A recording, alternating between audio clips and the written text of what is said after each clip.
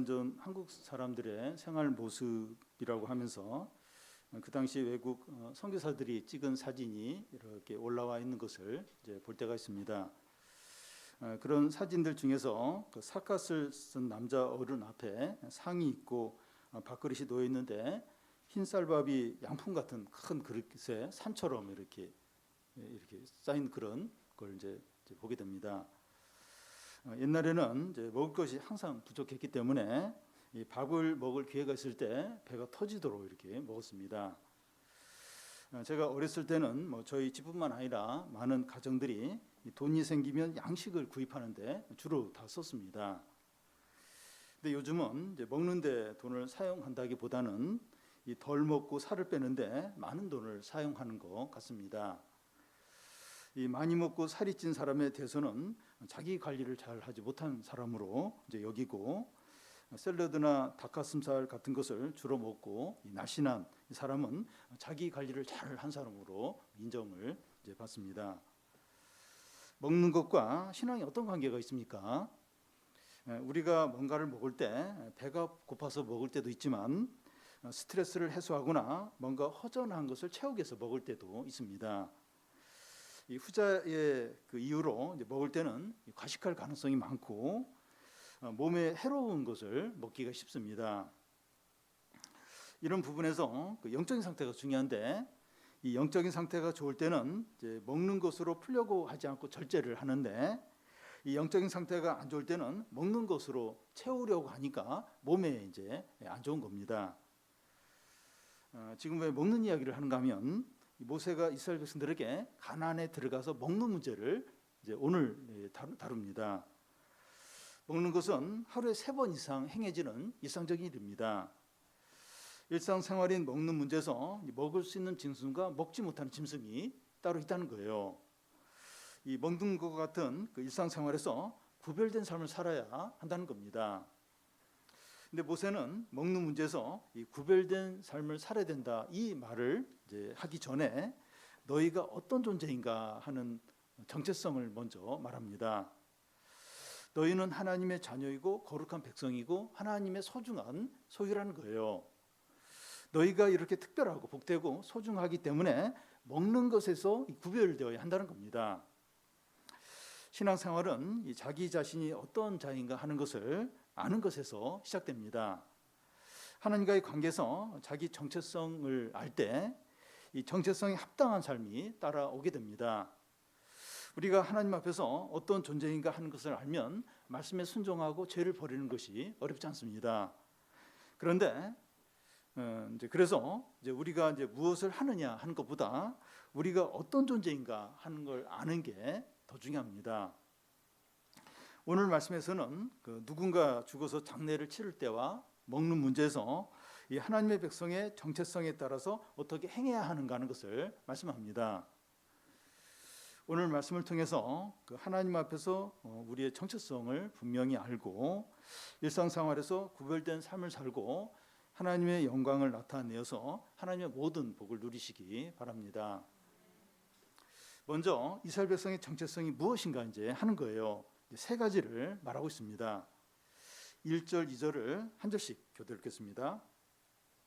너희는 너희 하나님 여호와의 자녀이니 죽은 자를 위하여 자기 몸을 베지 말며 눈썹 사이 이마 위의 털을 밀지 말라.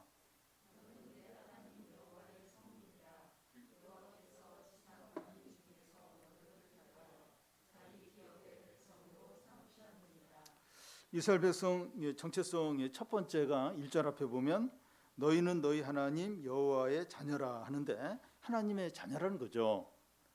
이 두 번째는 2절 앞에 보면 너는 내 하나님 여호와의 성민이라 하는데 여호와의 성민이라는 건 하나님의 거룩한 백성이라는 겁니다. 세 번째는 여호와께서 지상 만민 중에 너희를 택하여 자기 기업의 백성으로 삼으셨느니라 하는데 이 하나님이 선택한 기업, 곧 하나님의 특별한 소유라는 거죠. 이스라엘 백성이 어떤 자인가 하면 첫 번째로 여호와 하나님의 자녀라는 겁니다. 이 자녀 같은 존재라는 것이 아니라 하나님의 자녀라고 그래요. 바로 그냥 하나님의 자녀라고 이렇게 말합니다. 부모와 자녀의 관계는 무조건적이고 다른 어떤 관계보다도 우선적입니다. 자녀는 부모의 이 전적인 사랑과 돌봄을 받습니다. 이스라엘 백성은 이 하나님의 사랑과 돌봄을 전적으로 받는 자녀라는 거예요. 그러니까 자녀 같은 존재가 아니라 그냥 자녀, 그냥 이 돌봄을 받는 자녀라는 겁니다.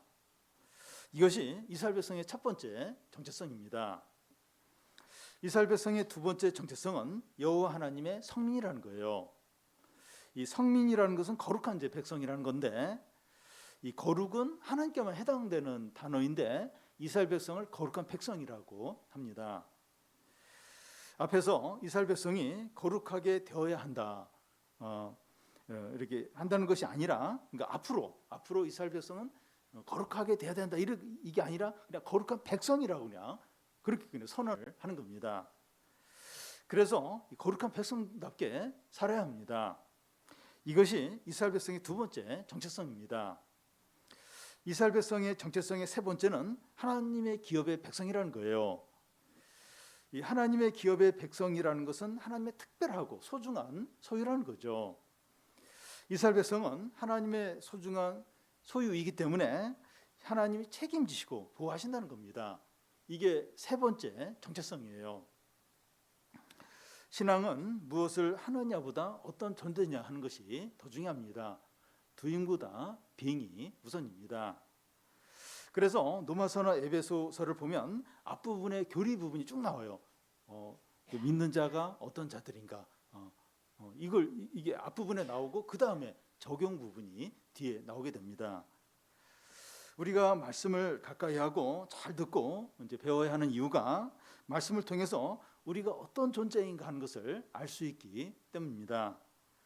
우리가 하루를 시작하고 한 주를 시작할 때 이 말씀을 통해서 내가 하나님의 자녀이고 하나님의 거룩한 백성이고 하나님의 소유된다는 것을 분명하게 인식을 할 때 하루나 한 주 동안 부딪히는 문제들과 만나야 될 그 사람들과 해결해야 되는 어려움을 어떤 기준과 어떤 방향으로 해야 되는가 하는 것이 이제 다 이렇게 정리가 됩니다. 내가 하나님 앞에서 얼마나 소중하고 복되고 소중한 존재라는 것을 깨달을 때 큰 힘이 생겨요. 용기가 이렇게 샘솟고 자신감이 이제 충만하게 됩니다. 그러니까 내가 어떤 존재인가 알면 그걸 분명히 하면 뭔가 이렇게 뭔가 힘이 생기는 거예요. 세상에서 이 크리스찬의 본질적인 문제는 경제적인 거나 또 질병이나 외적인 어려움보다 자기의 정체성을 분명히 하는데 분명히 하지 않을 때 이제 여기서 이제 믿는 사람의 어떤 진정한 어려움이 생기게 됩니다. 그러니까 결국은 막 힘들어요. 막 헤매는데 그게 뭐 경제적인 거나 질병의 어떤 그런 문제가 아니라는 거예요. 그 크리스찬이 자신의 정체성이 분명하지 않을 때 이제 자꾸 무기력해진 거예요. 힘이 빠지는 거예요. 뭔가 막 혼란스럽고 어려움을 겪게 되는 겁니다. 요즘에 우리가 침체돼 있고 무기력하다면 그 외적인 어떤 그런 어려움보다도 내가 지금 정체성을 분명히 알고 있는가 이걸 확인을 해야 됩니다. 그러니까 이게 크리스찬은 이 자기 정체성이 분명하면 어렵더라도 뭔가 막 힘이 생겨요. 뭐 용기가 생기는데 이 정체성이 분명치 않으면 어려움이 없는데도 자꾸 자꾸 침체에 빠지고 자꾸 의욕도 안 나고 그렇다는 겁니다. 그래서 내가 지금 정체성이 분명한가, 정체성을 회복하는 게 너무나도 필요하고 이제 중요합니다. 모세는 이스라엘 백성이 이렇게 이제 복된 자들이기 때문에 어떻게 살아야 하는가 이야기합니다. 첫 번째는 이 장례가 났을 때 어떻게 해야 하느냐 하는 겁니다. 1절 중간에 보면 죽은 자를 위하여 자기 몸을 베지 말며 눈썹 사이 이마 위에 털을 밀지 말라. 누구나 이 장례를 치르거나 장례식에 갔을 때 그의 종교와 믿는 것이 무엇인가 드러나게 됩니다. 죽는 고인도 그래요. 장례식에 보면 이분이 뭘 믿었는가, 이분이 뭘 중요시 여겼는가 하는 게 드러나고 장례식에 가서 어떻게 이제 하느냐에 따라서 그 사람의 신앙과 종교가 뭔지 드러나게 됩니다. 그 당시 가난한 사람들은 부모나 친척이 죽으면 칼로 자기 몸을 이렇게 베어서 피가 흐르게 하거나 앞머리를 이제 밀어 버렸습니다. 이런 행동들은 슬픔과 애도와 어떤 죄책감을 나타내고 죽은 자와 산자를 연결시킨다고 여겼습니다. 이 산자가 이 자에서 피를 흘리면 그 피가 이 죽은 자에게 생명을 불어넣는다고 이렇게 이제 믿었습니다. 사람이 이 장래에 임하는 태도를 보면 그의 종교와 그 믿는 것이 드러납니다. 이스라엘 백성들은 사람이 죽었을 때 그 당시 가난한 사람들이 하는 것처럼 칼로 살을 베거나 이상한 표시를 몸에 하지 이제 말라는 겁니다. 오늘날 자기 몸에 상처를 내거나 변형을 하는 이제 예를 들면 그 입술을 뚫어서 이제 고리 같은 걸 막 이렇게 그렇게 하는 경우도 있고, 지나치게 성형 수술을 많이 하거나 타투를 하거나 약을 가다 복용해서 몸을 망가뜨리는 경우가 있습니다.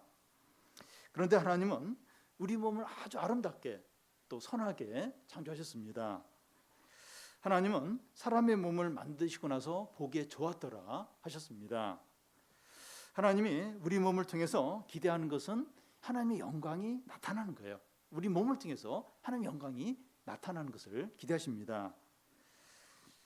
왜냐하면 우리의 몸은 우리 것이 아니라 하나님의 소유이기 때문이죠.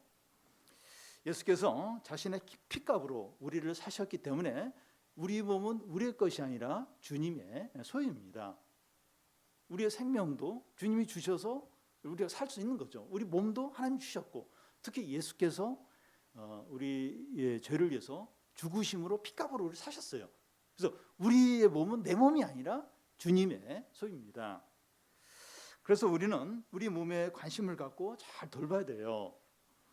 우리는 하나님의 거룩한 백성이기 때문에 우리의 몸을 통해서 거룩이 나타나야 합니다. 사람들이 우리를 보면서 날씬하다, 균형 잡혔다, 근육질이다 하는 칭찬을 받지 못하더라도 하나님께는 칭찬받는 몸이 되어야 됩니다. 우리 각자가 다이어트도 하고 운동도 해서 이 자기 관리를 이제 잘 하는 것도 필요하지만 우리의 영혼과 속사람이 경건의 훈련을 잘 받도록 하는 게 또 중요합니다. 외적인 몸은 눈에 이제 보이니까 신경을 많이 써요. 이렇게 살이 찐 것 같고 또 어떤 것 같고, 그래서 신경을 많이 쓰는데 우리의 속사람은 소홀히 하기가 쉽습니다. 안 보이니까 소홀히 하기가 너무 쉬워요. 몸을 위해서 쏟는 관심과 노력의 반 정도라도 우리의 영혼을 위해서 쏟으시기 바랍니다. 우리 영혼이 이제 충만할 때, 성령으로 충만할 때, 그럴 때 우리를 통해서 하나님이 나타나는, 하나님의 영광이 나타납니다. 그러니까 결국은 내 마음 상태, 영혼이 어떠한가에 따라서 우리의 삶을 통해서 하나님이 나타나기도 하고 안 나타나기도 하고 하는 거죠. 다른 하나는 먹는 문제에서 하나님 백성의 정체성이 어떻게 나타나야 하느냐 하는 겁니다. 몇 년 전부터 한국 라면, 김밥, 만두가 미국과 유럽과 동남아 시장에 매년마다 최고의 기록을 경신하면서 엄청나게 많이 팔리고 있습니다. 외국인들이 이제 한국 음식을 좋아하는 이유가 이제 K-팝이나 한국 드라마나 영화를 좋아하기 때문입니다. 사람들은 아무거나 이제 먹는 것이 아니라 자기가 좋아하고 맛있는 음식을 이제 찾아 먹게 됩니다. 하나님 이스라엘 백성이 그 먹는 문제를 어떻게 해야 하는가 하는 것을 말씀합니다. 이것이 이제 일상생활을 어떻게 살아야 하는가 하는 것을 말씀하는 거죠. 그러니까 먹는 게 일상적인 생활이기 때문에 먹는 문제는 일상생활을 어떻게 하는가 하는 것을 말하는 겁니다. 이 문제도 이스라엘 백성의 정체성에서 시작합니다. 이스라엘 백성이 어떤 자인가에 따라서 먹는 문제도 달라져야 한다는 거예요. 이스라엘 백성은 하나님의 자녀이고 거룩한 백성이고 하나님의 소중한 소유예요. 그렇기 때문에 먹는 문제도 어떻게 해야 하느냐, 거기에 따라서 어떻게 해야 하느냐 하는 겁니다. 성경에 보면 그 먹는 문제로 크게 고민한 청소년들이 나오는데 다니엘과 그의 세 친구들입니다. 그들은 유다가 바벨론에 망하면서 포로로 끌려가게 되는데 그들 중에서 뽑혀서 이제 바벨론 교육을 받게 됩니다. 그런데 그들은 왕이 주는 음식과 이제 포도주를 마셔야 하는 거예요. 그래서 그 다니엘과 그의 세 친구들은 그 바벨론 감독관에게 열흘 동안만 그 채소와 그 채소류를 중심으로 이렇게 먹게 해주고 한번 비교를 해서 감독관님이 이게 조치를 취해달라 이렇게 부탁을 합니다. 감독관이 열흘 후에 비교를 해보니까 다니엘과 그의 세 친구의 얼굴이 훨씬 건강이 다른 사람들도 훨씬 더 좋은 거예요. 그래서 다니엘과 그의 세 친구는 왕의 음식을 안 먹고 채소류 중심으로 이렇게 먹게 됩니다. 어떤 음식을 먹느냐, 뭐가 중요한가? 마음과 신앙을 잘 지키면 되지. 근데 그렇지 않다는 겁니다. 어떤 음식을 먹느냐 하는 그 일상생활에서 이 성도는 다른 사람들과 달라야 한다는 겁니다. 그러니까 먹는 걸 통해서 뭔가 이렇게 세상의 어떤 문화나 어떤 가치관이 어떤 영향을 받게 돼요. 그러면서 이제 이런 그 어떤 영향을 받으니까 그 일상생활에서 달라야 한다는 거예요. 3절부터 20절까지 모세는 이스라엘 백성이 먹을 수 있는 짐승과 먹을 수 없는 짐승을 말합니다. 크게 세 분류를 말하고 있는데 첫 번째 분류는 땅에 사는 짐승들이고 두 번째 분류는 물속에 사는 물고기들이고 세 번째 분류는 하늘에 나는 새들입니다. 근데 세 분류를 다시 크게 두 분류로 나눌 수 있는데 정결한 짐승과 이거 먹을 수 있는 거예요. 부정한 짐승, 먹을 수 없는 짐승으로 또 이렇게 나눠집니다.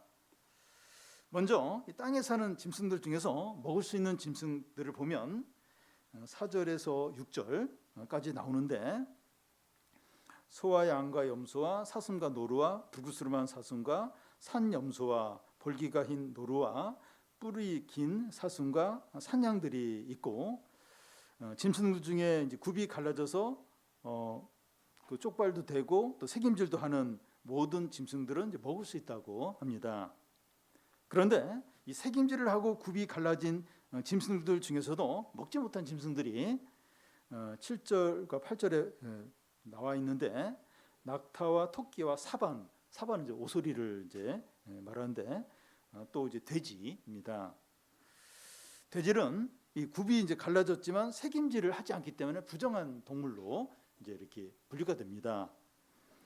유대인들은 지금도 이 돼지고기를 먹지 않고 이슬람 사람들은 돼지고기를 절대로 안 먹습니다.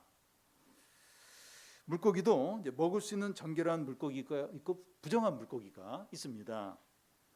정결한 물고기는 이 구절에 보면 지느러미와 이제 비늘이 있는 물고기들로 이제 이렇게 이런 물고기는 다 먹을 수 있습니다.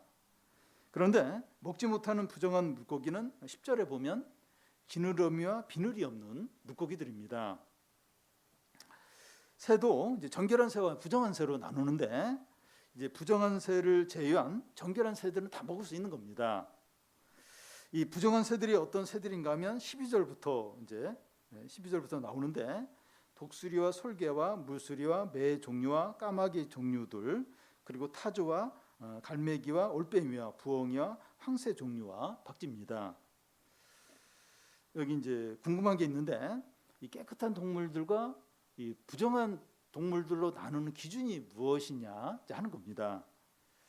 신학자들은 여러 주장을 하는데 대표적으로 세 가지만 이제 살펴보면 하나는 위생과 건강에 따라서 분류를 이제 했다는 겁니다. 부정한 짐승으로 분류된 짐승들을 보면 그 짐승을 먹을 때 병에 걸릴 수 있고 건강에 안 좋을 수 있는 그런 어떤 짐승들이라는 겁니다. 예를 들어서 이 까마귀는 썩은 고기도 먹고 잡식이에요. 또 박쥐는 전염병을 옮기는 것으로 이렇게 알려져 있습니다. 그래서 이제 이런 건 이제 부정한 짐승이다 이렇게 이제 말할 수 있는데 그게 아니라는 걸 또 이제 알 수 있는 예를 들면 이 전염병을 옮기는 전염병이 이제 조류 인플루엔자 이걸 옮기는 새가 철새예요, 철새. 그러면 또 철새도 부정한 어떤 짐승으로 분류가 되는데 꼭 이렇게 하지는 않고 있습니다. 두 번째는 육식 동물들은 이제 대부분 부정한 동물로 분류를 하고 이 초식 그러니까 식물 초식을 주로 하는 이제 초식 동물들은 정결한 짐승으로 분류를 하고 있습니다. 이 다른 동물을 잡아먹는 육식 동물들은 피를 흘리기 때문에 부정한 짐승으로 이렇게 분류를 이제 하는 건데 이런 분류도 뭐 이렇게 객관적이지는 않은 것 같습니다. 세 번째는 이제 부정한 것으로 이제 분류되는 짐승들은 그 이방 그 당시 가나안의 이방 제사에 쓰는 짐승들이라는 겁니다. 그래서 이런 짐승들은 이제 부정한 것으로 분류를 했다는 겁니다. 그 외에도 뭐 여러 가지 기준으로 이제 이렇게 분류를 했다 이제 그렇게 주장하는 그런 어떤 이제 주장들이 이제 있습니다. 그런데 이제 이런 기준들을 보면 한쪽 면만으로는 이제 그 설명이 맞지만 객관적으로 이렇게 그런 기준이라고는 보기가 어렵습니다. 그래서 이런 기준들 말고 새로운 설명이 필요합니다. 어떤 설명인가 하면 짐승들 중에 정결한 짐승이나 부정한 짐승은 따로 없고 다 정결한 짐승이라는 거예요. 그 증거가 뭔가 하면 창세기 1장에 하나님이 모든 짐승을 다 만드시고 나서 보기 심히 좋았다라고 하셨습니다. 근데 하나님이 부정한 짐승들을 만들고 보기 심히 좋았더라 그렇게는 하지 않았을 거라는 거예요. 그래서 부정한 짐승, 정결한 따로 있는 게 아니라 다 정결한 짐승이라는 겁니다. 그럼 왜 여기서 부정한 짐승, 정결한 짐승을 나누고 먹지 말라 이렇게 하는 이유가 무엇입니까? 하나님께서 그 이스라엘 백성들에게 거룩을 가르치기 위해서라는 겁니다. 이 거룩은 구별을 한다는 그런 이제 의미가 있는데 매일 먹는 음식에서 깨끗한 음식과 부정한 음식 그런 동물들을 나누어 놓음으로 구별하는 훈련을 하기 위해서라는 겁니다. 매번 먹을 때마다 이것이 정결한 짐승인가 부정한 짐승인가 확인을 해야 하니까 절제를 하게 돼요. 또 이 구별된 삶을 이렇게 살게 된다는 겁니다. 거룩이 주일이나 이제 교회 안에서만 있는 것이 아니라 한 주 동안이나 일상생활에서도 나타나야 한다는 거죠. 가정 안에서나 직장 안에서나 친구들과 만나는 그런 어떤 자리에서 언제나 거룩이 나타나야 한다는 겁니다. 이 세상을 쫓아가거나 남들이 하는 대로 다 하는 것이 아니라 선하고 온전한 하나님의 뜻을 항상 생각을 이제 하라는 겁니다. 예배드릴 뿐만 아니라 일상생활에서 우리 자신을 하나님이 기뻐하시는 거룩한 산 제물로 드리라는 겁니다. 기계적으로 완벽하게 흠이 없는 삶을 살아야 된다 하는 것이 아니라 하나님의 자녀답게 말하고 행동하고 먹고 마시라는 거죠. 그러니까 교회 안에서 주일날만 또 믿는 사람들과 만날 때만 이제 거룩을 나타내는 것이 아니라 한 주 일상생활 그런 가운데서 거룩을 나타내고 또 이렇게 구별된 삶을 살고 그렇게 하라는 겁니다. 그러니까 막 완벽하게 기계적으로 다 이렇게 그렇게 할 수도 없죠. 그렇게 하라는 것이 아니라 하나님의 자녀답게 말하고 행동하고 생각하고 모든 부분을 그렇게 하라는 겁니다. 그런데 오늘날 이제 먹는 것만큼 일상생활에서 거룩을 나타내야 하는 게 보는 겁니다. 20여 년 전만 해도 이 성도들의 경건에 가장 큰 방해가 TV였어요. TV 보는 거. 근데 요즘은 이제 스마트폰으로 바뀌었습니다. 지하철이나 버스 안에나 식당 안에나 카페 안에서나 걸어가면서도 고개를 숙이고 다 이렇게 스마트폰에 빠져 있습니다.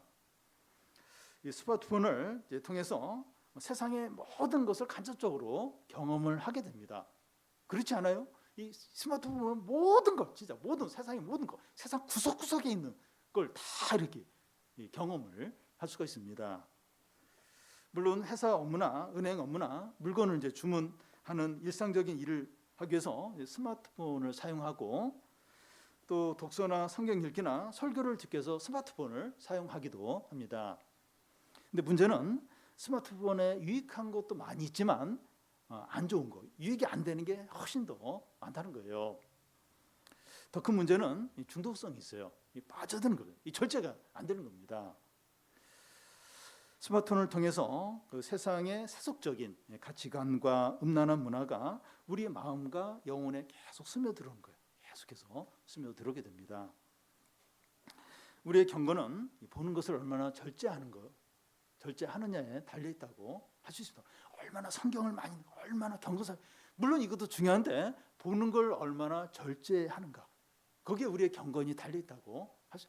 왜냐하면 볼 게, 마음을 빼앗는 게 너무나 많기 때문에 보는 걸 얼마나 절제하느냐, 여기에 우리의 경건이 달려 있다고 할 수 있어요. 스마트폰 없이 그냥 한 주 일주일 보낸다면 그냥 막 경건이 막 이렇게 생길 거예요. 막 하나님 생각이 나고 말씀이 생각이 나고. 근데 요즘 그 볼 어떤 그 여유를 안 줘요. 아니, 그러니까 생각할 여유를 안 줘요. 왜냐면 보는 게 너무 많아서, 재미있는 게 많아서. 그래서 우리의 경건은 보는 걸 얼마나 절제하냐, 여기에 달려 있습니다. 이 3절을 보면 너는 가증한 것은 무엇이든지 먹지 말라 하는데, 이 가증한 것이란 우상숭배적인 것을 말합니다. 여기서는 이제 부정한 짐승을 말하는데, 부정한 짐승을 먹을 때 우상숭배하는 것과 같다는 거예요. 이 말씀을 보는 것에 이제 이렇게 적용을 하면, 너는 가증한 것은 무엇이든지 보지 말라 이제 할 수 있습니다. 스마트폰을 통해서 스마트폰을 이제 통제하는 곳이 이제 대표적으로 몇 곳 있는데, 기숙학원의 수험생들은 밤 10시나 11시가 되면 스마트폰을 다 이렇게 반납하도록 그렇게 이제 하고 있어요. 또 프로 선수들도 마찬가지인데, 내일 경기가 있어서 합숙 훈련할 때 뭐 다 그런 건 아니지만 이렇게 아주 우승을 하는 아주 이렇게 좋은 프로팀들은 어른이지만 다 스마트폰을 이렇게 반납하도록 그렇게 합니다. 왜냐하면 밤에 이제 그거 보면 이제 그 다음 날 경기에 지장이 있는 거예요. 밤늦게 자고 이러면 다음 날 경기에 지장이 있기 때문에 다 핸드폰을 이렇게 회수하도록 그렇게, 어른들인데도 그렇게 이제 합니다. 하물며 이 성도들은 더더욱 이제 절제해야 되는데, 가증한 것을 보지 않기 이제 위해서입니다. 모든 것이 가나 다 유익한 것이 아니라고 하는데, 신앙에 해가 되는 것은 무조건 보지 말하는 겁니다. 야동과 하나님의 은혜가 함께 있을 수 없기 때문입니다. 우리는 먹는 것이나 보는 것과 같은 개인 사생활까지 이 통제받아야 되는가 불만이 있을 수 있는데, 그렇게 해야 한다는 겁니다. 거룩은 일상생활에서 나타나야 하기 때문이죠. 예배드리고 특별한 어떤 그런 시간뿐만 아니라 일상생활에서 거룩이 나타나야 하기 때문에 이 사생활이 통제가 돼야 한다는 겁니다. 우리가 어떤 사람인가 생각하고 하나님 앞에서 우리의 정체성을 회복해야 합니다. 우리는 하나님 자녀예요. 거룩한 백성이고 하나님의 소중한 소유입니다. 우리는 너무나 복되고 존귀하고 특별한 사람입니다. 하나님이 우리를 이런 자들이 되게 하신 것은 너무나 큰 은혜고 사랑이죠. 그러니까 우리가 노력해서 이런 존재가 된 게 아니라 그냥 예수 그리스도가 우리 위해서 십자가에 죽으심으로 그냥 거룩한 백성, 또 하나님의 자녀, 그리고 특별한 하나님의 소유가 되게 하신 거예요. 내가 뭘 노력해서 뭐 선행을 많이 쌓아서 더욱해서, 그게 전혀 아닙니다. 은혜죠, 은혜, 사랑이죠. 너무나 감사하고 황송한 겁니다. 황송한 거예요. 네. 우리가 하나님의 자녀답게, 천국 백성답게, 또 주님의 제자답게 말하고 행동하고 살아야 되죠. 네. 다른 사람이 우리를 어떻게 평가하더라도 우리는 이런 정체성을 가지고 살아가야 됩니다. 누가 나를 어떻게 말하고 평가, 그건 중요하지 않아요. 우리는 이런 존재. 하나님이 우리를 이렇게 되게 하셨습니다. 그러니까 이런 정체성을 가지고 현실 가운데서, 모든 상황 가운데서 사는 거죠. 우리가 이렇게 살 때 어떤 유익이 있습니까? 우리가 하나님의 자녀답게, 천국 백성답게 살 때 어떤 유익이 있습니까? 하나님은 우리의 아버지답게, 하나님답게, 우리 주인답게 우리를 대하십니다. 왜냐하면 우리가 하나님 자녀답게 사니까 하나님도 하나님 아버지답게 우리를 대하시는 거죠. 하나님의 능력과 사랑과 은혜가 나타나요. 부족함이 없어요. 두려울 것이 없습니다. 하나님께서 우리 아버지 되시고 왕 되시고 목자 되시는데 뭐가 걱정이 되고 두렵겠습니까? 내가 자녀답게 살아요. 하나님도 아버지답게 왕답게 우리를 대하세요. 부족한 것이 없고 두려울 것이 없습니다. 베드로전서 2장에 너희는 택한 족속이요 왕 같은 제사장이요 거룩한 나라요 그의 소유된 백성이라고 했습니다. 이것이 우리의 정체성이에요. 내가 얼마나 똑똑하고 얼마나 가졌고 남들이 나를 어떻게 그건 어떤 면에서 중요하지 않아요. 하나님 앞에서 내가 거룩한 백성이에요. 제사장이에요. 왕 같은 제사장이에요. 하나님의 소유된 백성이에요. 이게 우리의 정체성이고 이게 하나님 앞에서 나의 진정한 모습입니다. 우리가 이런 자임을 항상 기억하고 우리를 통해서 하나님의 아름다운 덕이 세상에 나타나고 세상의 소금과 빛으로 사시기 바랍니다.